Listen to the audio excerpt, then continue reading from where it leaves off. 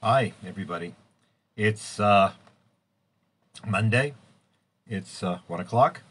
So it is time for Pirkei Avot History and Hashkafa, sponsored by the Tel Aviv International Synagogue on Rehov Frischman, excuse me, under the guidance of Rabbi Ariel Constantine. Last week, we continued our discussion of the 13th Mishnah in the second chapter of Pirkei Avot, which has evolved over the past couple of weeks into something of an in-depth discussion of prayer and Kriyat Shema, of the attitude towards prayer in terms of where one should be from an emotional, from a spiritual, from a personal point of view. All kinds of different issues that have arisen. Today we're going to conclude that discussion. There's a lot more to be said, but we want to keep going. There's no end to what can be said about the question of prayer. I do, however, want to make, because we will end up doing this a bit, make the segue between the circumstances which should lead you to prayer, or that should characterize your attitude towards prayer, to the question of prayer itself. Now, one of the things that Rabbi Shimon in this Mishnah says is that Hevei Zahir b'Kriyat Shema, be cautious, be careful, be scrupulous when it comes to saying Shema. And the question is at length whether the word tefillah appears in the Mishnah there or not. And then he says, "Kshatamit palel al tasa tfilatcha keva." Don't pray by rote. And as I mentioned last week, I think, if not, I mentioned it 2 weeks ago. The Rabbi Shimon is discussing reflects a period in which there was no formal liturgy. There was a framework within which every person was supposed to express themselves. However, because most people are not particularly poetically gifted, and sometimes they're rushed, so that became something of a hardship. So therefore, slowly over time, the blanks were filled in, and various versions of a set text were established. Now, once that happened, the problem of even though it was meant to help people, that raised the issue of rote recitation even more intensively, because now I've got the words, now I know what I'm going to say, so I can mumble, and that's all. And that's all you have to do, and that undermined. It sort of became Rabbi Shimon and others' sort of worst nightmare. Towards as a part of an attempt to undo that, or as a counter that challenge, and rather than making prayer into some kind of rote recitation, there developed an entire literature of commentary on the prayer book. Now, the prayer book is a gem. The prayer book is a jewel, a treasure of Jewish thought and Jewish history, because prayers are written at different times. They reflect different circumstances. They are both contemporary as well as eternal in terms of the issues with which the prayers deal. And it's striking that as soon as the prayer book became a book, it became a book that was commented on, with the idea being not just that one should develop oneself intellectually, but also that you should know that what you're talking about. You should carefully study the words. And if you go into a Hebrew bookstore, you will find that there are all kinds of very interesting commentaries on the Siddur, and I would urge people to take a bit of time to devote some of their intellectual growth time, even their Torah study time, because it's certainly studying Torah, to indulge and to get to know some of these works. One of which I am particularly fond, and you please excuse me for giving you my back for a moment.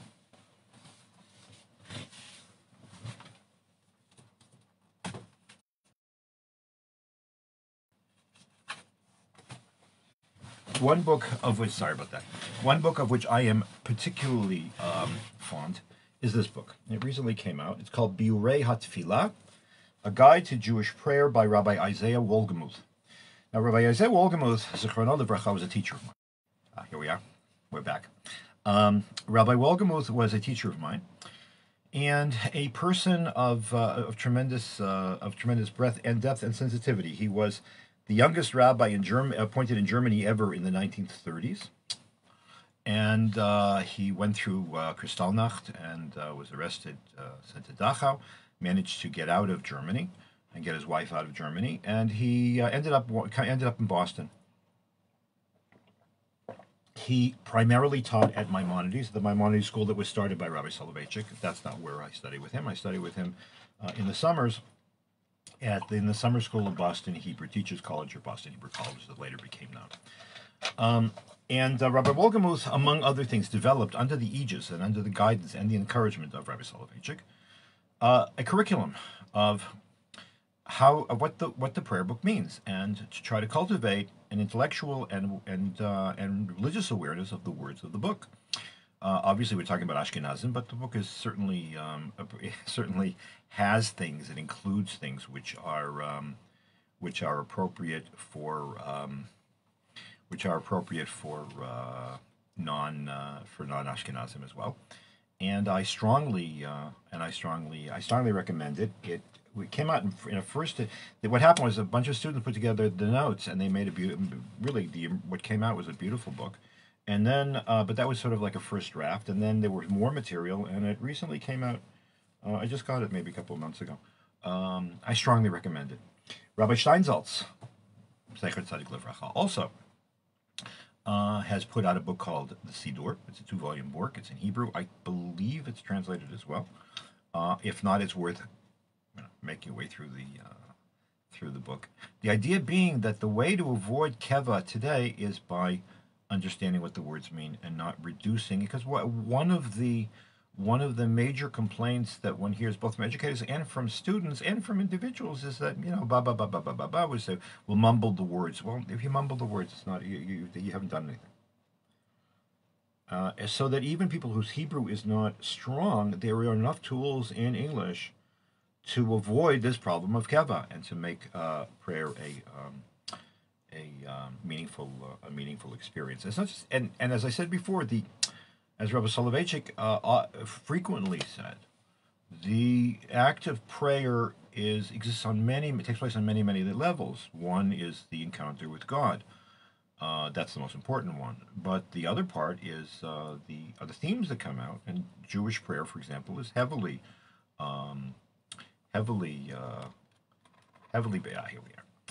based on petition, on asking for things. But it's not, once it's interesting to see who agrees and who disagrees on things. The Catholic Church, as I mentioned last week, has many generations criticized Jews and Jewish prayer for you're selfish, you're egotistical, you're only interested in what we can get out of things. And your prayer is the only real prayer should be just giving yourself over to God and praising Him. And Rav Soloveitchik said more than one. And in fact, one of the people who echoed this Christian critique was the ornery, cantankerous Israeli Jewish philosopher Yeshayahu Leibovitz, who used to say, well, people treat God like He's some kind of a bank machine, right? You just put the card in, you put in the code, you say your prayer, and God will give you what you want. It's called Deus Ex Machina. God. Okay. Sorry about the hesitations. I do not know why. I have no idea why the internet connection is so bad. In any event, the Rav said, no, we don't expect to get things. There's no expectation if I ask for something that it's going to automatically be given. But the gesture of saying I want or asking for something is an expression of total reliance. It means I can't get it myself. I need your help. That's very hard for people. Are very proud. People are very arrogant. It's very hard to ask for help. It's very hard to ask for another person for help. Never mind God. People get, like I can do it myself, right? Who else is nobody's gonna help me. So there is something very humbling in the gesture, in the act of petition. And again, it doesn't mean that It doesn't mean that you're going to get what you want. That should not be the expectation. It's interesting. I learned or heard that sentiment expressed in tragic circumstances, and more than actually on two major occasions that I recall. The first time was in 1993 or four, when Nachshon Waxman was kidnapped. He was a soldier who was kidnapped by Hamas and later murdered. And the night before the army tried to rescue him, the entire country lit candles in Friday night candles, because the operation was on Shabbos. Lit candles, sort of to increase the light in the world, and hopefully he'd be rescued. And the father, who passed away a number of years ago, Yudah Waxman, said, "We are, we are asking our Father. We should do it. That's what we're asking." And when it turned out that the attempt to liberate him failed, and that Nachshon had been murdered by Hamas before the army managed to get him out, Yudah Waxman was asked. He said, "Oh, you prayed all this praying?" He said, and Yudah Waxman said, "Yeah." And sometimes the answer is no. Similarly, in exactly the same way, after the three boys were found murdered, 2014, I think it was. One of the mothers, my former student, Racheli Sprecher Frankel, after there'd been prayer services and psalm recitations and everything else till then, and Racheli, who's an amazing neshama, said, "God doesn't work for us. It's a privilege to be able to ask. Sometimes the answer is no, and that's hard. I'm not in any way, shape, or form underestimating the power or the moral issues that no answer raises for us. But nevertheless, it's the gesture. It's not expecting a result. It's not God as a kaspomat, as a bank machine, but it's the humility that is involved in asking in the first place and expressing our own limitations. Okay, so anyway, in any event, I highly recommend that everyone take time and work through this book or other, whatever it is. You go into bookstores. There are in English and Hebrew and French and Spanish and Italian, whatever you want. There's tons and tons of stuff, and I strongly recommend. Even there's lots of stuff on the internet. I strongly recommend that's the way to get past Keva. All right, let's continue to the end of this Mishnah. The last, so let's read the whole thing through again and see where Rabbi Shimon is heading. Now, there's always this question when you have these Mishnayot, when you have these passages where the rabbis give you two or three or four sayings, there are always two sort of philosophies or two approaches. How do you approach a unit like this? So the natural thing is to say the two natural options are that you take every single statement, every single admonition, every single wise saying on its own. It stands on its own, it has its own meaning, and doesn't necessarily have a connection with the one next to it. And on other occasions, or other interpreters will say, no, if this speaker, if this rabbi, if this teacher chose to put these three things together into one framework, then it must be that they are thematically connected, and one must lead to the next. This is certainly the case in our Mishnah, because the Mishnah says, Rabbi Shimon Omer, Rabbi Simon was wanted to say, Havei zahir b'kriyat shema u'b'tfilah. Be careful, be cautious, be scrupulous, be sensitive when reciting kriyat shema, Shema in the morning and the evening, and when one prays. Tefillah, as I mentioned, means the Shemona Esrei, the major central prayer, not prayer as a generic. And when you pray, Ukshata mitpalel al tas tfilatcha keva, don't pray by rote.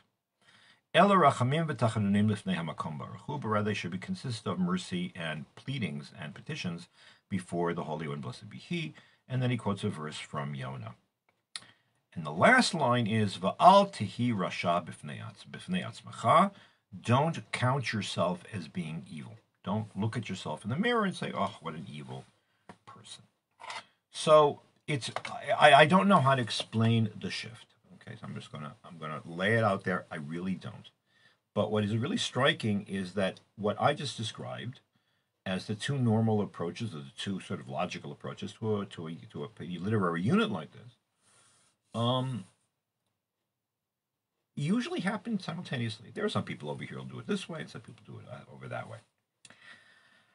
Um, in the case of this specific Mishnah, and that's what's really striking, in the case of this particular Mishnah, since the first two parts, the first two sentences seem to deal with prayer, so one would have thought that this business about don't have a bad opinion of yourself somehow relates to prayer. Um, but what's really striking is that until the late Middle Ages, that's not what happens. I really, again, I don't know how to explain it. Increase down all the way down. Nobody seems to want to integrate, or nobody I saw, anyways. I'm not pretending to say I have seen every single commentary on Pirkei Avot, but certainly I saw about I saw a dozen of them. Up until the late Middle Ages, it's as if the first two lines go together, and the last one's sort of like a throwaway. Man, don't feel bad about yourself. It's only towards the modern period, and again, I don't know why. Towards the modern period, consistently all of the commentaries treat the unit as an integrated unit. So that, in other words, al tehira rasha b'fnei atzmacha, don't think of yourself as evil, or don't think of yourself as a bad person, somehow is related to the question of prayer. I'm going to go with that today because I want to concentrate on a relatively recent, Jewish history, again, 19th century is relatively recent. A relatively recent comment by Rabbi Chaim of Volozhin, which was written in the early 19th century. It's only 200 years old. But before we get to that,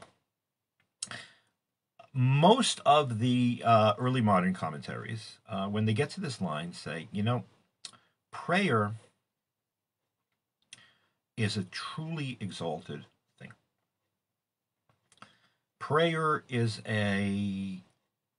something which is not of this world. So therefore, that knowing that that's what prayer involves can easily lead a person to say, I'm not worthy. Even if you're, technically observant. I mean, who am I? Who am I to walk into the presence of God? Now, one of the this sort of sense of inadequacy, it's not just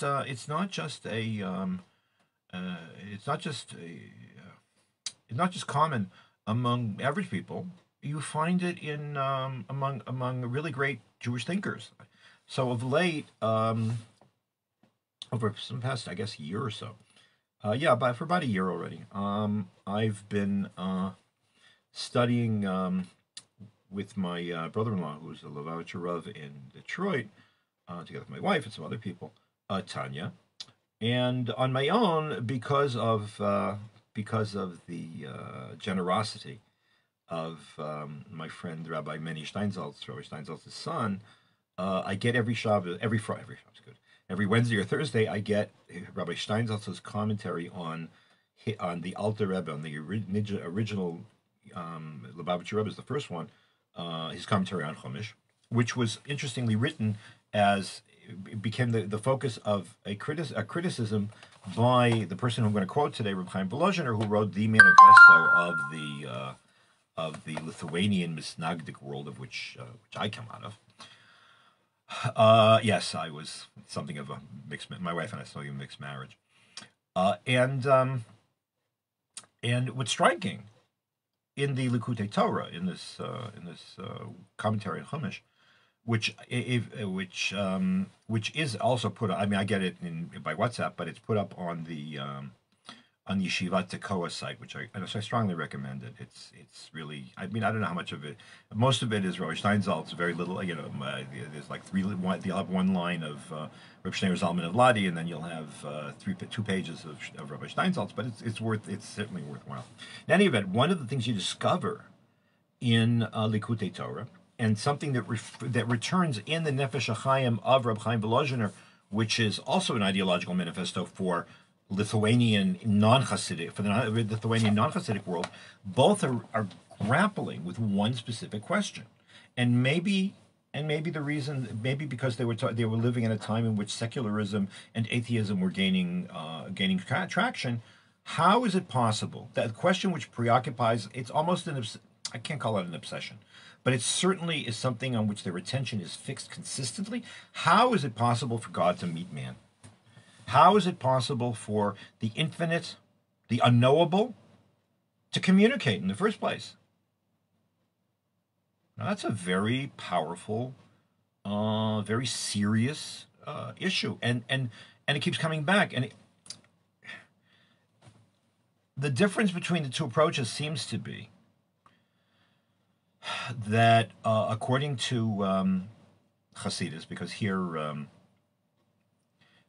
I think it's pretty clear that, to me at least, that Lubavitch is simply the Likutei Torah, sorry, sort of sums up a typically Hasidic position, is that man ultimately must aim at sort of contracting himself to allow God to come in, and then to sort of lose his identity by just being quiet in the presence of God. And that's what's called dveikus. That's called sort of adhesion, sort of the height of mystical achievement. Whereas in the Lithuanian world, whereas God does reveal himself, capital H, with through Torah, there's a sense of distance. There's a sense of distance, and you have to bridge. One has to bridge the distance between absolute other and man through words, and the words are achieved through mitzvot and through Torah. I personally, not just because I grew up, I was raised that way, but also because I emotionally, I think, built that way. I'm more attuned to the idea of God and man encountering each other rather than sort of man losing himself. But all right, that's a different story. But the point we're talking about is that if the act of prayer means encountering God, who am I to do so? So the Mishnah says, I know it's an amazing, I know it's hard, I know it's scary, I know you feel you're not worthy. All of that is true. But nevertheless, God says you always have to realize you have the potential. Nobody's totally, the average person is not totally bad. You can transcend that, sense of inadequacy. You can work on yourself to grow upward and to reach the level of being worthy of encountering God, and that God wants man to come and greet him and carry on a dialogue where prayer goes one way and Torah goes the other way, and they meet in the middle. And so that's the general that's the general thrust of Al Tehi Rasha B'fnei Atzmecha. Excuse me.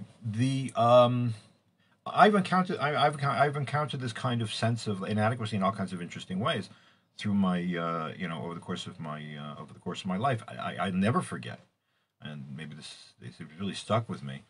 I was when I first got married, I was the rabbi of a little shul in Queens, in Long Island City, Queens, and it was an interesting working class neighborhood and very wonderful people. And one day, but most of them weren't observant, but they were devoted to the community, devoted to the shul, wonderful, wonderful people. And one day, a guy comes in. He was sort of, maybe there was a simcha. I don't remember exactly what the reason was. And they wanted to give this guy Hagbah. They wanted to have him. No, I'm sorry, not Hagbah. They want to give him Glila. They wanted to have him, roll up the Torah after it's raised and read, and that he should cover it and stuff like that, and hold it, have him hold it until it's returned to the ark. And the guy said no. And the guy said no because it says, I am not worthy of coming anywhere near the Torah. I'm not worthy of holding the Torah. I'm not worthy of touching the Torah. And I was stunned by that. But I realize that that's exactly the kind of thing people can, if you can sit there and say, oh, I'm so bad, I did this, this, and this, and therefore I can never be, I'm not redeemable, and I can never do this. And the answer is no. So that's so if that being the case, so the last line does fit nicely into the structure of the Mishnah. I'd like to add what Chaim Volozhiner in his commentary on Pirkei Avot adds to this is another element which doesn't emphasize the don't feel badly about yourself, but rather, because you feel badly about yourself, you'll never do tshuva, you never improve yourself. You say, what's the use? There's no such thing as what's the use. There's no such thing as what's the use. People are always fixable. You can always fix yourself. You can ask for help. It's a good thing. But no one is never lost. But what Rav Chaim here adds, he doesn't emphasize the Rasha part, the fact that you shouldn't feel that you're a bad person or you're evil or whatever, but rather b'fnei atzmacha. People feel their inadequacies. He says, but you know what? When you're alone, they get worse. When you're alone, you feel more hopeless, and you feel more helpless. Chazal say, a guy who's in jail can't let himself out. Okay, and so it's this issue of feeling hopeless by yourself, and you can't do anything, and you can't turn to anybody if you hold yourself back. So he emphasizes the lack of desirability of that and the desirability of prayer in a community. So let me read to you what he says. He writes, Rote lomar, he means to say, shelo titpalel biyechidut b'fnei atzma. You shouldn't pray by yourself. Ki im titpalel biyechidut, okay, if you pray on your own, if you pray by yourself, you don't go join a minyan, you don't join a community. יכול להיות שתהיה נקרא רשע, חס ושלום.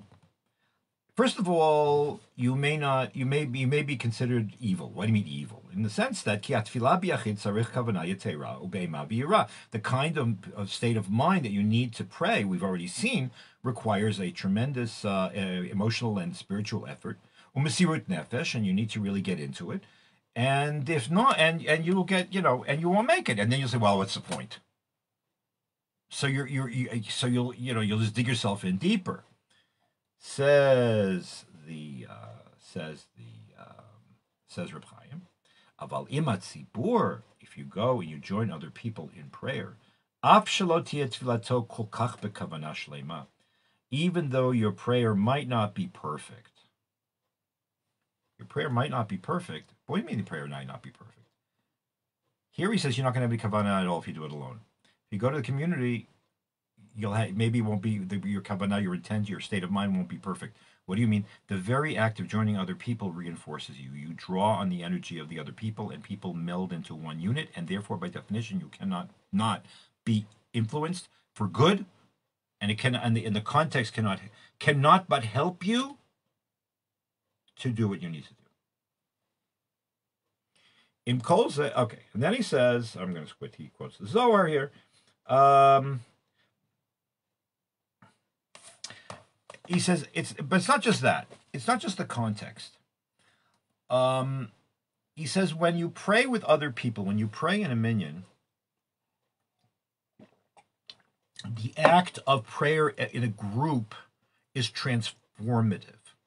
The quality of your actions is different. Yes, it's easier to pray. It's easy to get into it. It's easier to create the kind of state of mind that we talked about last week. All that's true, but what you say itself becomes something totally different.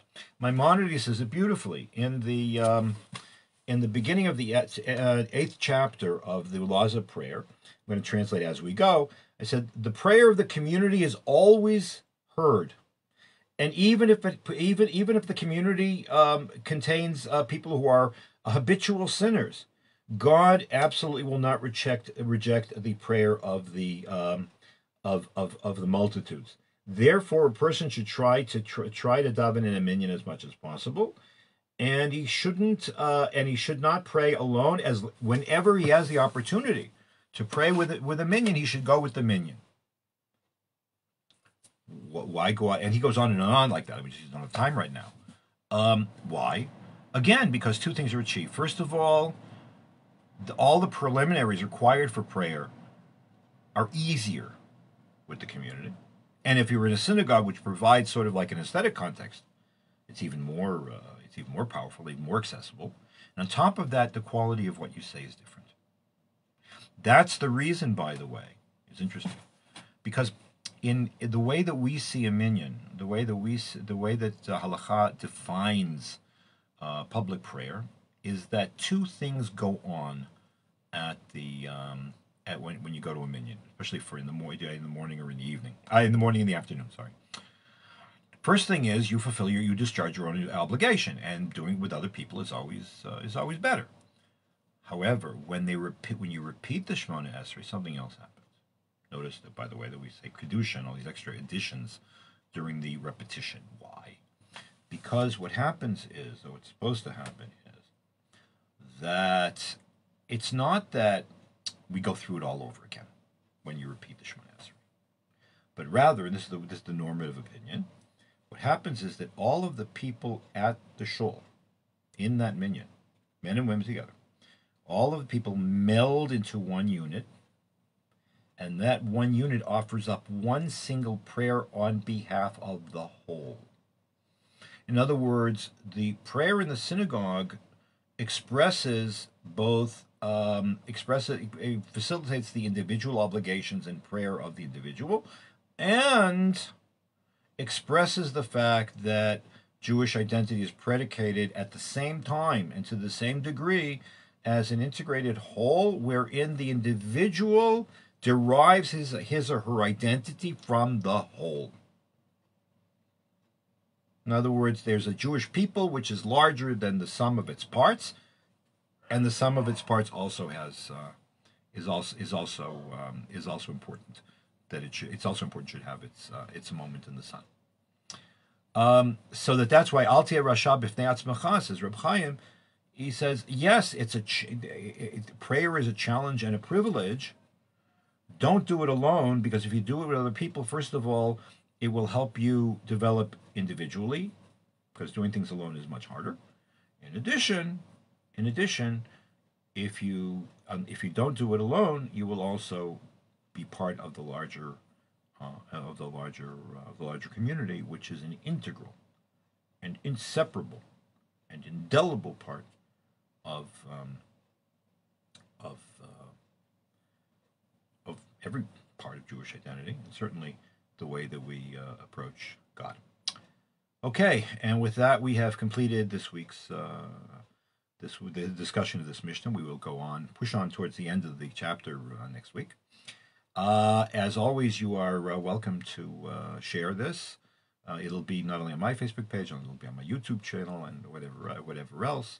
If you follow me on Instagram or Twitter, it'll be there. And I look forward to seeing you next week. If you have questions, of course, you can always ask. You can always ask in the comments, or you can send me a PM. Have a good day, everybody.